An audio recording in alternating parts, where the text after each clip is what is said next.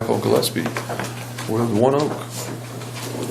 Yeah, and I'm going to give you all some handouts to help kind of get a clue of get an idea of what we're going to be doing. Okay.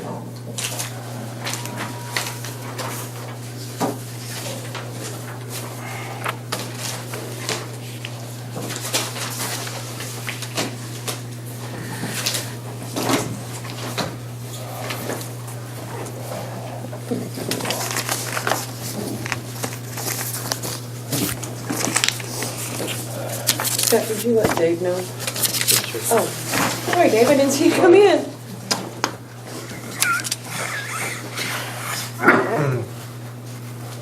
All right, well, thank you so much for getting the opportunity to talk to you a little bit about this upcoming project. Before I kind of get into the actual, what I emailed you all about, let's say January 4th, I want to give you an overview of who One Oak is, what we do, to kind of give you a background of what we're hoping to do. So One Oak is a natural gas liquids pipeline company based out of Tulsa, Oklahoma. We've been operating for over 100 years, and we operate in about 18 states. As far as the company, we have about, I think it's like 38,000 miles worth of pipe.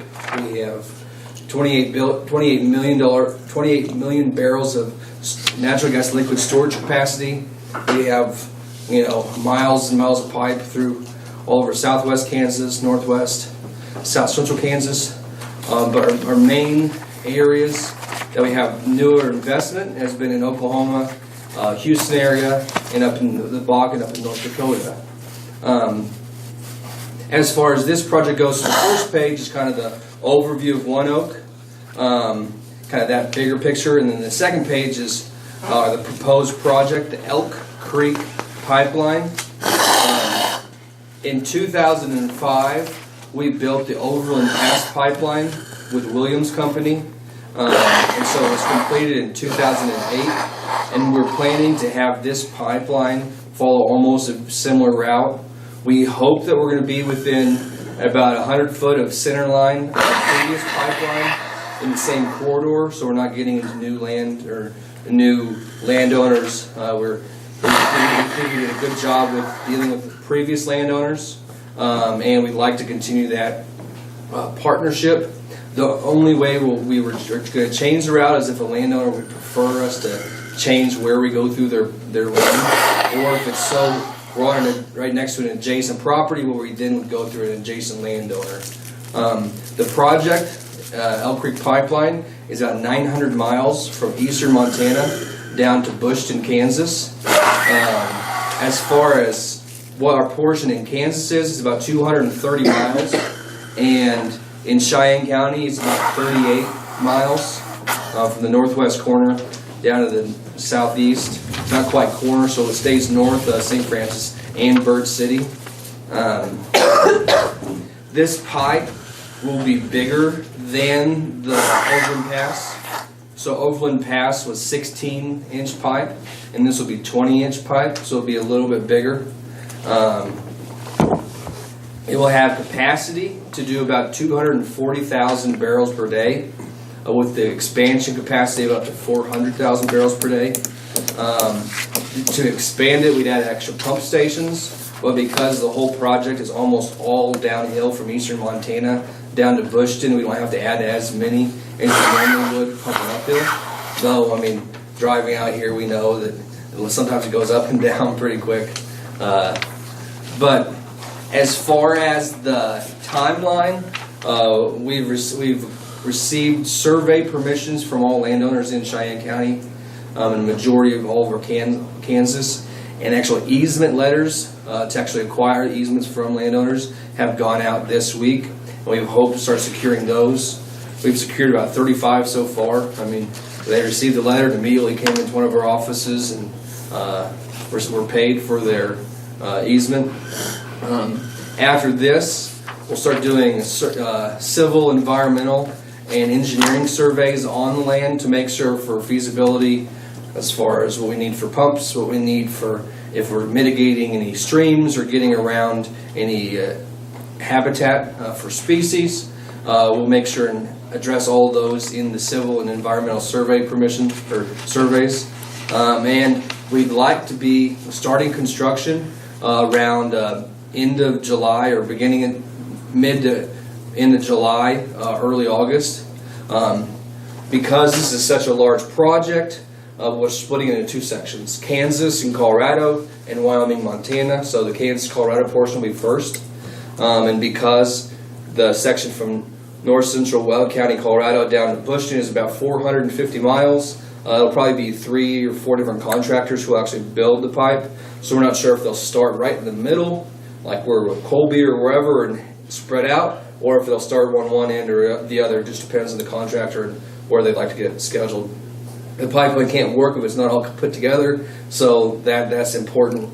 But that we don't know certain timelines, but around that end summer time frame is when we will hope to start construction. For the Kansas and Colorado portion, we hope to be completed by early spring of 19, if not sooner, and the full project will be in working order, product running through it by the end of 2019. So that's kind of what our time frame looks like so far. Do you have any questions? Do you anticipate putting any pumping stations in Cheyenne County? We don't. So we'll have, because Overland Pass had a pump station in Thomas County, right north of Colby, we'll have a similar footprint, kind of a similar layout, and the other one will be up in Lusk, Montana or Wyoming.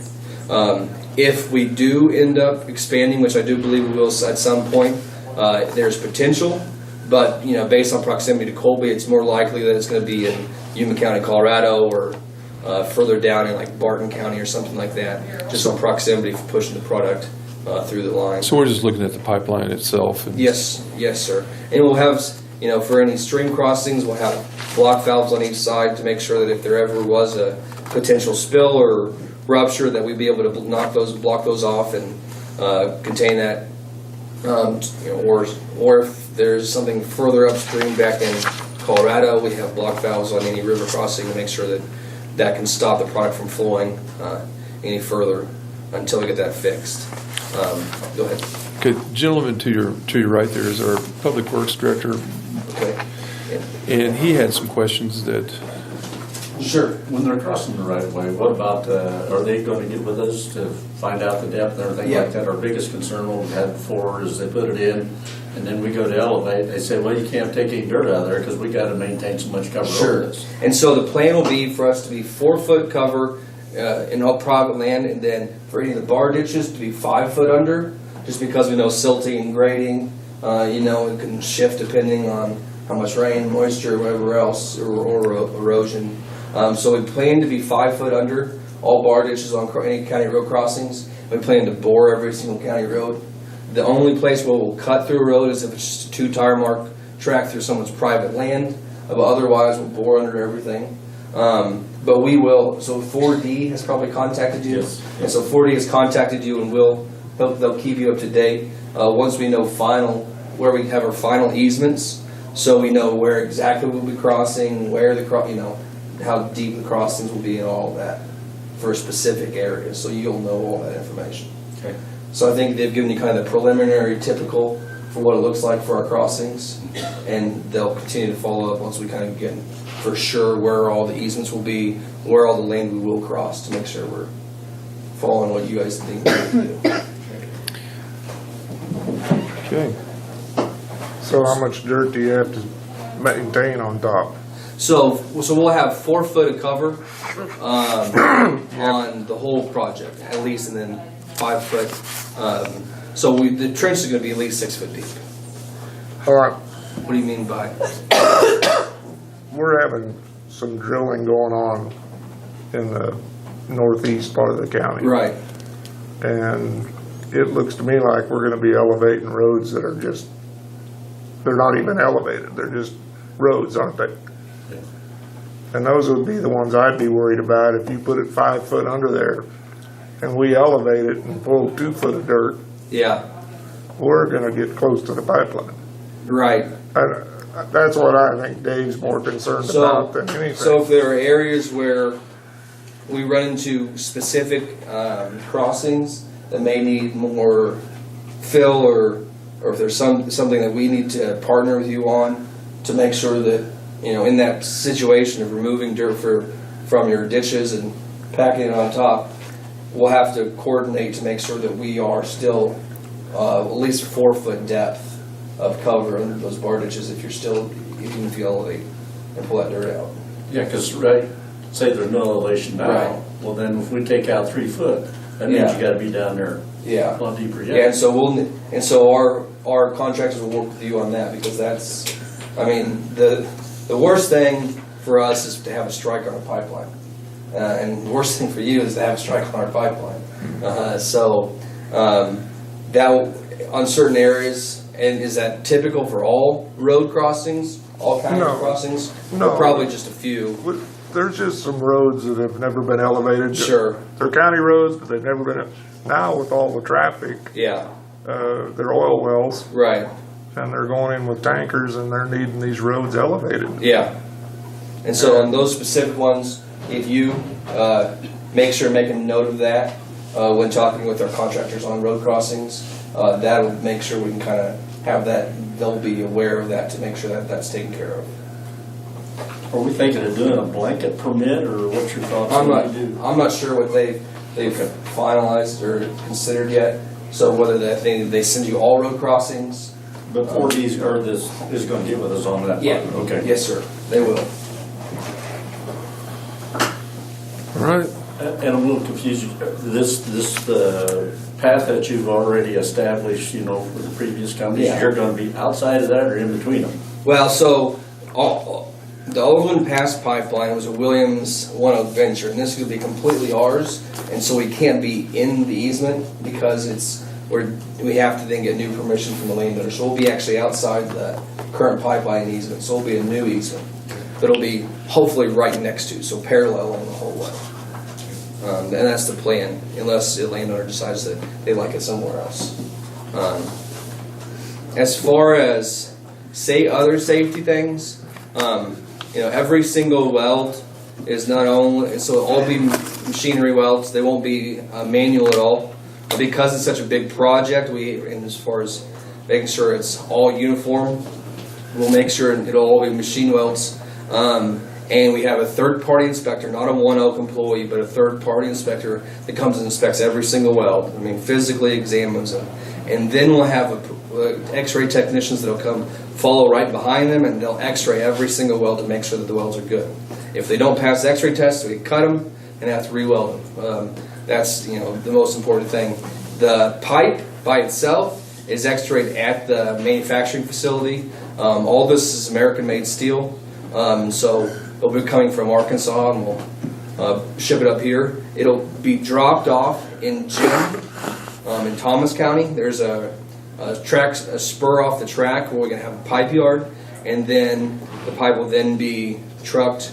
Probably only 6 pipes per truck, because it'll be 80-inch length of pipe. So usually probably about 6 of them can fit on a truck for its weight and just the length of maneuvering. But every single weld is so inspected. Further on that, once those have been inspected, we usually then test it in sections, so hydrostatic testing. So more or less, we pump the pipe full of water, we cap them, and pressure them up to about 3,000 PSI. The maximum operating for these pipes, of what we'll usually max them out at, is around 1,200 to 1,400 on a regular basis. But we do pump them up to about 3,000 to make sure that all the welds are secure, everything is good for the remainder of the pipe. We also put some cathodic protection on the pipe. It's a light electric current that keeps the pipe from corroding. We've had pipes that have been in the ground for 60, 70 years and they don't have any problems. We've pulled out pipes that have been 40 years old and it looks exactly the same. The only reason we pulled it out was because there are new specifications on railroad crossings. It has to be a thicker wall pipe for those crossings because of the weight specified by the United States Department of Transportation. So we think that we've been really good pipeline operators, and as you can see from the map, we're all over the place. We also announced a project from eastern Oklahoma down to Texas, and so we are very busy. We think this is a good opportunity to build another one. The reason we're really building it is because Overland Pass is almost full. We're starting to actually ship natural gas liquids by train from Sydney up in Montana down to our Hutch facility because where this pipeline is so full, and so there is a real need to build the Elk Creek pipeline. Are you laying any tape or anything above this pipeline? Any tape? Tape, identification tape or anything like that, so when you get close, a lot of companies, gas companies will do that, So- above it. Right, and so no, we'll have pipeline markers every mile, every pipeline markers for every road crossing. And I don't believe we'll have actual like a stringer tape for identification like the distribution companies do, like the utilities do. But when they do locates, because it's a steel pipe, they'll be able to easily recognize it. One of the questions is, well, what happens when we cross fiber optic, or what happens when we cross oil pipelines or any other facility? And so we do locates just as much as anybody who's wanting to put a new irrigation system or something in. We do line locates just the same, but we don't have a tracer wire. The only time we use a tracer wire is when we're actually boring underneath a road, so we know where our guide is as we're boring underneath, but we won't have tracer wires just because the steel is able to be located just to the 10th of an inch, like anything else. Well, very good. Thank you for all of your information. Absolutely. If anything does come up, we'll have contractors in your area. If there are any bad actors or anything that is brought to your attention that you, though you could, get it dealt with, we'd rather hear from you all that says, actually, we're having a problem with this, whatever it be, and we can figure out what the source is and get that taken care of as swiftly as possible. We want to be good neighbors, good stewards of the land, and good partners in this project. So if anything does come up that needs our attention, please do give me an email or call. We think that, for the over 100 years that we've been building pipelines, we have fired people. Yeah. Because they've not, followed our code of ethics or made sure that they were, they're just bad actors, taking the wrong roads, driving on people's land who they shouldn't, just because it was an easier way for them to do it. That's usually the type of complaints you hear with pipeline installation is. Yeah. And so, if you guys do hear anything, and please do let me know. I'm kind of the face for One Oak. And though it's not that great of a face, I will be the face for One Oak out in this area and out in Colorado as well. So if you do have anything that comes up, please don't hesitate to communicate with me. Okay. Or if any other, you're taking your shower in the morning when you just think to yourself, well, I forgot to ask this question. Also, feel free to send me communication if you have any other issues. All right, very well. The railroad's currently in bankruptcy. Do you perceive any problems crossing there? No, we don't believe so.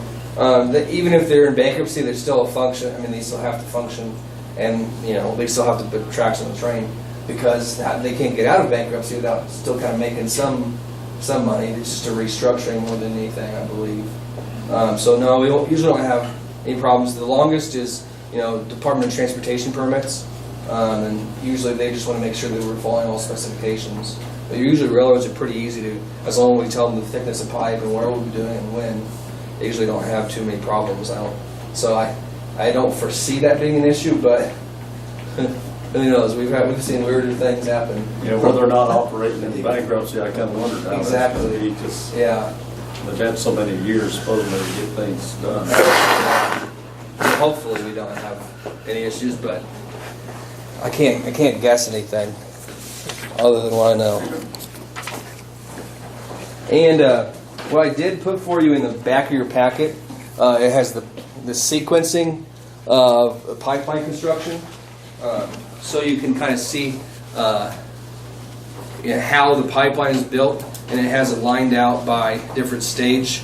So when we build a pipeline, we first clear off the topsoil. So we save the topsoil because that's the richest in nutrients, and then we trench everything out and put it on a separate side of the pipeline So that's the spoil, and then that'll be used to fill back in, and then topsoil will be put back in, so we can reclaim the land back to where it was. We usually reseed anything that's pasture land, or depending on whatever the landowner wants. So if it's crops, we usually don't reseed it, and we pay them whatever the damages are. Or say we go through someone's land and they're about ready to harvest, but we need to get in as far as our timing. We do pay damages for that crop as well. So we make sure to take care of the landowners, and each of those is a separate contract with the landowner to make sure that it's specific to their needs.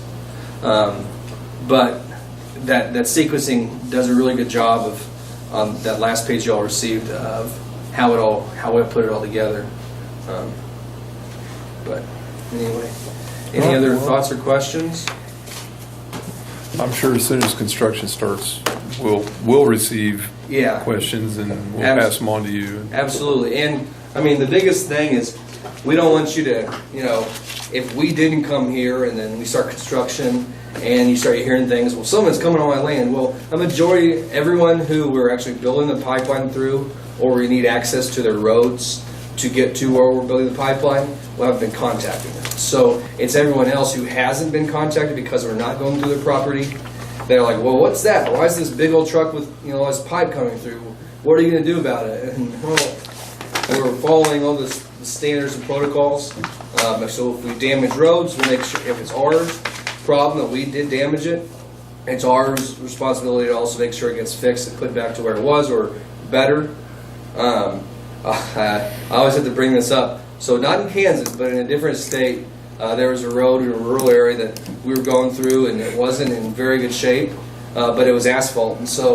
And a couple individuals decided to take pickaxes to it and start just tear it to pieces. And they go, well, I mean, y'all were out here, and here's this road y'all messed up. Well, of course it wasn't us, but we said that as good neighbors, we'll make sure that things we cause we'll take care of. So we did not pay for fixing that road, but any ones that we did damage, we do make sure and take care of. Majority of the transportation will be across private land. So if we do go, somewhere crossing from one landowner to the other, we're going across the county road, we'll put track pads on, so we'll make sure that we're not, putting as much weight on those heavy machinery on the road or across the easement. So we'll use those. And as far as also unloading pipe or unloading machinery, we'll try to do all that also on the private land, so as little damage to facilities for you all as possible. So, Well, we'll keep in good contact with Dave. Dave will yeah, monitor things as they progress. absolutely. Well, thank you very much for your Yeah, time. thank you so much. Very informative. Anything for me? Okay. Sure. Sure. Yeah, and we'll as we progress and things start moving, I think we'll have some communication so you know more. Sure, absolutely, you bet. Thank you.